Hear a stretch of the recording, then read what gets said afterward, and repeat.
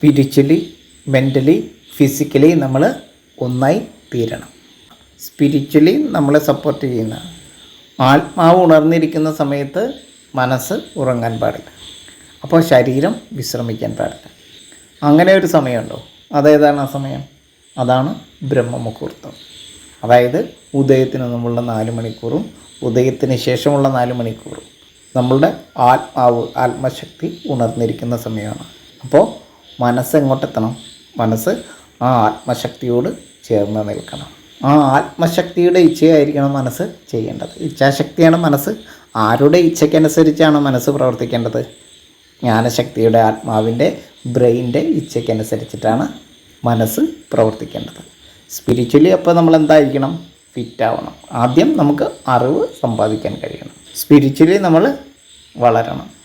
നമ്മളുടെ ആത്മശക്തി വർദ്ധിപ്പിക്കണം, അറിവ് വർദ്ധിപ്പിക്കണം. അപ്പോഴാണ് നമുക്ക് എന്തുണ്ടാവുള്ളൂ? കോൺഫിഡൻസ് ഉണ്ടാവുള്ളൂ, ആത്മവിശ്വാസം ഉണ്ടാവുള്ളൂ. ആത്മവിശ്വാസം ഉണ്ടാവണമെങ്കിൽ എന്ത് ചെയ്യണം? എങ്ങനെയാണ് ആത്മവിശ്വാസം ഉണ്ടാകുന്നത്? ഏതെങ്കിലും മന്ത്രം ജപിച്ചാൽ ആത്മവിശ്വാസം ഉണ്ടാവുമോ? കോൺഫിഡൻസ് ഉണ്ടാവുമോ? ആത്മവിശ്വാസം ഉണ്ടാകാനായിട്ട് ഏതെങ്കിലും എളുപ്പവഴിയുണ്ടോ? ഇല്ല. നമ്മൾ ചെയ്യുന്ന പ്രവൃത്തിയുടെ ഏത് മേഖലയിലാണോ നമ്മൾ പ്രവർത്തിക്കുന്നത് ആ മേഖലയിൽ നമുക്ക് കൂടുതൽ അറിവ് സമ്പാദിക്കാൻ കഴിയണം. അറിവാണ് ആത്മവിശ്വാസത്തെ വർദ്ധിപ്പിക്കുന്നത്. ആദ്യം അറിവിനെ വർദ്ധിപ്പിക്കണം. അപ്പോൾ മനസ്സിന് ആ ആത്മവിശ്വാസം ഉണ്ടാവണം.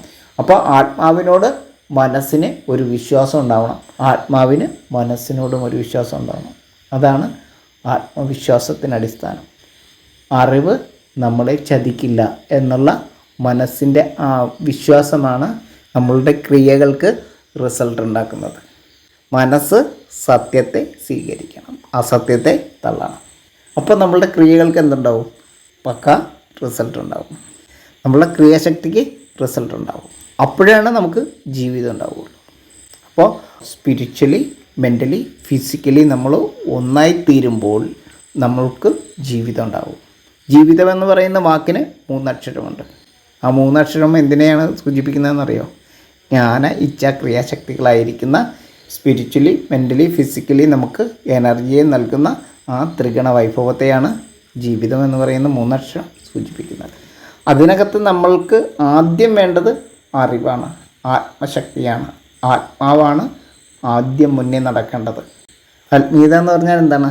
അറിവെന്നാണ് അർത്ഥം. അറിവായിരിക്കണം നമ്മളെ മുന്നേ നയിക്കേണ്ടത്.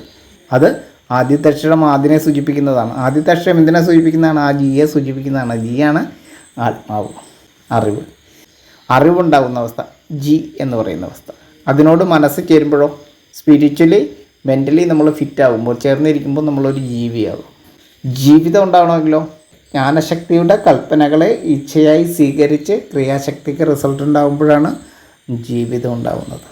ഈ ജീവി എന്ന് പറയുന്ന അവസ്ഥയിൽ നിന്ന് നമ്മളുടെ ക്രിയയും കൂടി നല്ല രീതിയിലാകുമ്പോഴാണ് നമുക്കൊരു ജീവിതം ഉണ്ടാകുന്നത്.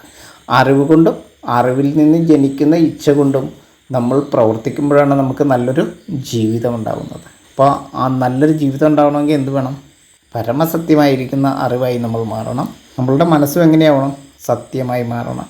അപ്പോൾ നമ്മളുടെ ക്രിയകൾക്ക്, നമ്മളുടെ കർമ്മങ്ങൾക്ക് പരിശുദ്ധി ഉണ്ടാവും. അപ്പോൾ നമ്മളുടെ കർമ്മങ്ങൾക്ക് എന്തുണ്ടാവും?